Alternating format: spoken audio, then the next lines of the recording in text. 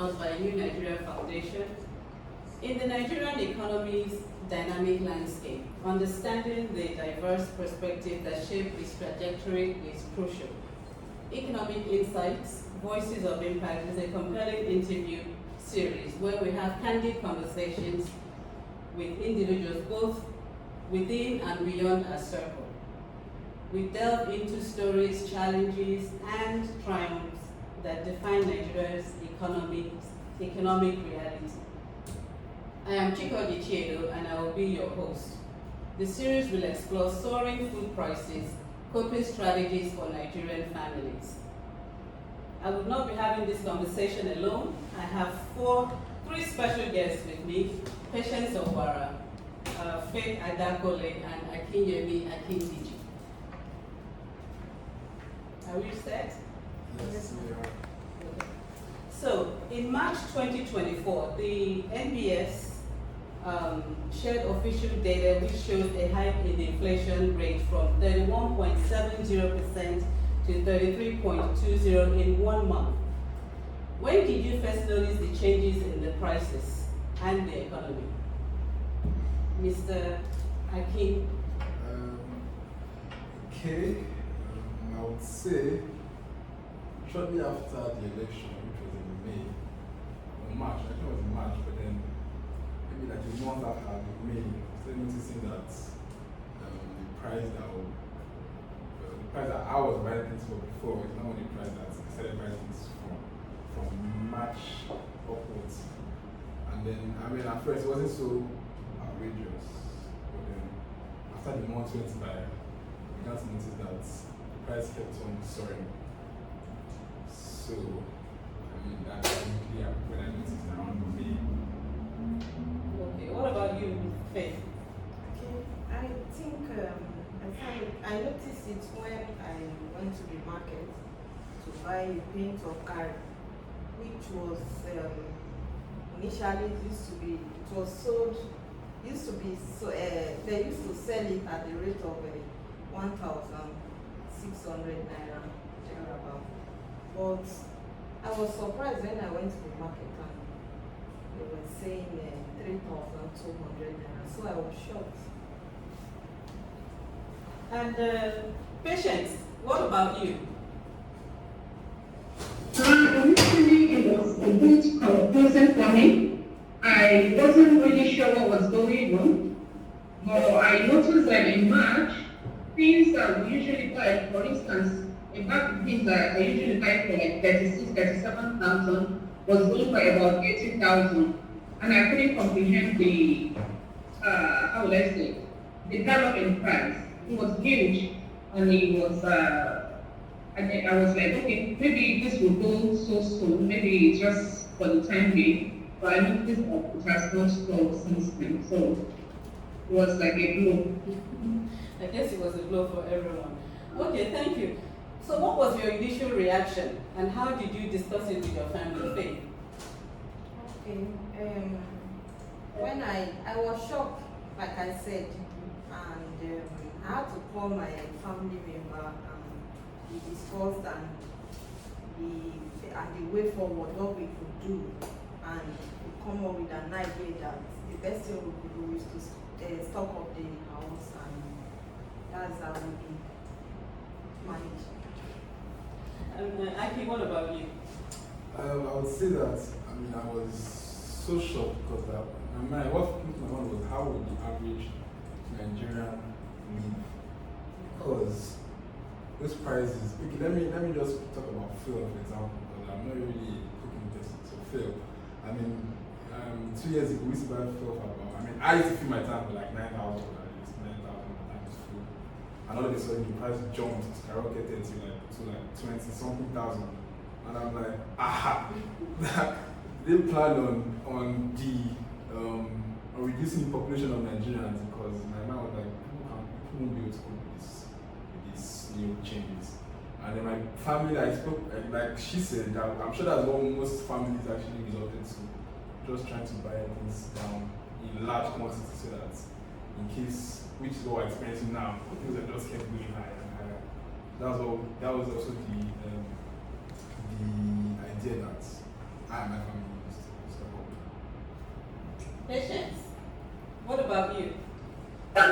You know, I guess for my family, we have to like think about like we have to reduce the quantity of some of these foods that the prices are just not readily at home. But we didn't change our diet. We only reduce quantity of what we consume, and we try to like discuss it. I think we have to manage this scenario at the moment and see how we cope. Like, I don't think that soon everything will come back to normalcy, but it has not happened yet. We're still hoping. So, Yeah, we're still hoping. Faith, did your family's diet change anyhow? Yeah, somehow, because I no longer buy chicken like I used to, we've come up with an idea of buying fish and beef instead of going for turkey and chicken. So that's a possibility. So it's just your protein Yeah. that changed. Yes. Aki, what about you? In terms of Well, that, you don't cook, but I don't cook, but I'll say, I mean, it might sound positive, but like, I mean, it's helped to reduce some jekuje, sorry for lack of word, because, you know, back in the days, buying things like meat pie and all this other extra sausages, and everything was a bit cheap, so it was easy to buy. But now, you're going to the market, and going to supermarkets, looking at the price of sardine, baked beans, sausage, no more for now. So I mean that's helped. That's the way that the diet has been changed. But they're not on all the regular eggs or chicken or fish.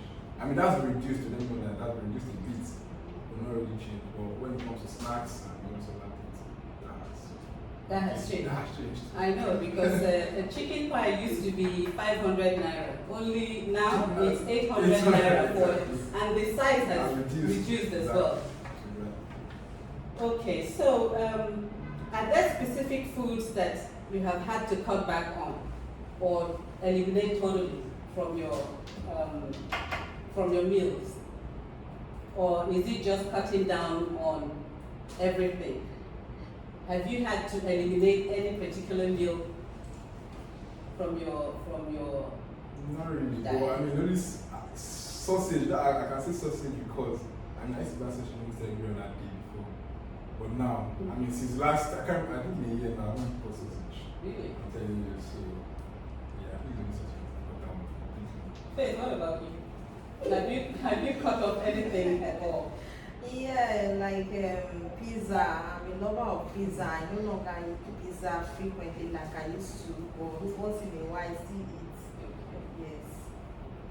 Patience. Did you have to eliminate any meals at all? We don't have new alternatives, which I'm still trying to grapple with. Usually, we hardly eat turkey in our house, but we have to introduce so that we can augment the chicken bit. And we try as much as possible not to eat out. So most of the time I like cooking myself, but even the little time we eat out, I think it's almost getting to zero. Okay, apart from cutting down on meals, have you cut down on the size of your meat, the quantity? If you used to eat 2, do you eat 1 now? In fact, even when you're buying from them, we have to cut it to size. So you don't have that. What you have in the pot is exhausted or finished, is gone. So we're spending more money for so little. You understand? So it's what you see that you eat. So if you don't have it, it's what you can at the moment afford that you eat. So Okay. it might boil down to that you have, instead of maybe eating 2-3 pieces of meat, it's when you see that you can't have that, so you must be disciplined to take the one so that others get their share. Right. Okay, so let me ask this question. Are there any new recipes or meals or meal ideas you have adopted to make your food stretch further? I know in the social media they've been talking about different ways of making stew now because of the cost of tomatoes. One pint is like ridiculous, 7,000 naira for a pint of tomatoes. And people have started using cucumbers, some people have started using carrots, and they have shown different ways of of making them into paste first, and substituting them for tomatoes. So have you done such things in your household, or you still buying paint of tomato for 7,000? Well, Or you're not using tomatoes at all, or not cooking stew? I do, but not fresh tomato. Okay. I go for the sachets Okay. or the tin. The tin. And That's the dry paste. pepper, yes, and the dry pepper. That's what I've been using for the past 2 months now. Wow. Aki? I really can't say much about that because I really don't cook still. But I guess I don't think they've changed the recipe, to be honest. They actually cook, change the recipe. Patience, what about you? I think we've cut down on the quantity of stew we make every Sunday. Now we do a lot of more rice than just eat a stew. Unlike before that we have, like, our quantity of stew was huge. So we cut down on that. And I think every time we're like, oh please, mind that you stop the stew. Not that there's no tomato. I mean, all those kind of instruction and directive over food becoming more than usual. Wow. It's really a challenge for everyone, it's the same story in every family, and I think it's just a question of having to have a discussion with your family as well, so that everyone understands. I think most people understand what's going on, and everyone has to adjust or readjust. So, are there any strategies or tools you found helpful in managing your budget? Right now, actually, how have you been managing your budget? Or has your budget changed in response to the rising cost of things? Patience. Okay, our budget has changed dramatically, but on the higher side. We're now saving less and spending so much on food and logistics of travel. So it's good, we're spending more, we're saving less. I mean, that's what I can say was changed in our budget, because we need to eat anyways when it comes to food. So you try to plan to see, okay, yes, I'm going to work, I have to ensure that I have fuel in my car if I have to move. You want to be sure that there's food on the table, and as much as possible, you're saving, if you can save, you do, but saving is really very, very difficult at this moment. Faith, is that the same with you? Yes. I think most of my money goes for food, for feeding now, because you have to survive. So, like I used to tell my niece, let's eat first. When we eat, we'll plan how to save or not. So that is how we've been surviving. You have to eat first, yes. Which is correct, 100%, because these days there's hardly any savings. All your income goes on basic expenses, and I'm like, wow. Even with something, I'm like, if the income was going on some extracurricular activities, I'd say, okay, it's my fault. Like, but now I'm not even doing anything. You can't even out do of any your day, extracurricular activities. So the budget has changed drastically. And even for those who don't drive, I guess also transportation is outrageous. is outrageous as well. So apart from those of us that drive, we spend so much on fuel. It also, I mean, electricity, gas, a lot of things I'm hoping, I'm trying to think of how we're going to come out of this. Because like everybody says in Nigeria, once things goes up, it never comes down. So I'm waiting and seeing how we're going to leave this whole right. Let's keep hoping and praying. Okay, is there anything anyone would like to say before we come to a close? Patience? Okay, there are some strategies that I have learned over the past few months that has worked. That at any opportunity where you have to buy food in bulk, just buy it. because the next price hike might be very uncomfortable.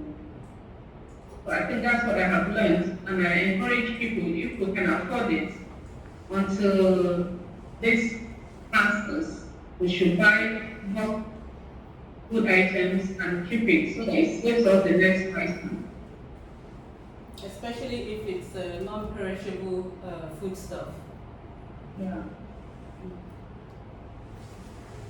Would you like to add anything, Faith? Thank you all very much for your insights. I think it's something that is very important, and everyone is feeling it, no matter who. And let's just keep hoping and praying that things get better.